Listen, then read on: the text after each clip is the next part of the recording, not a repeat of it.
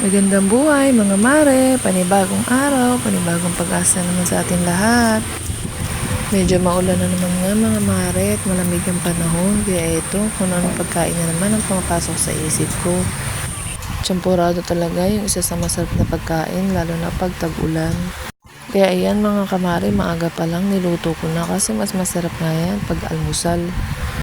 Champurado nga pala mga mare, isa sa pagkain na hindi nalilipasan ng panahon. Kayo din ba mga mare, isa rin to sa paborito niyong pagkain lalo na pag nag-uulan? Bukod sa madali lang itong lutuin mga mare, mga anak natin pag itong niluto mo kahit anong klase ng panahon o klima ng panahon, sigurado magugustuhan. Kain po tayo mga mare, yun lang. Salamat sa panonood. God bless.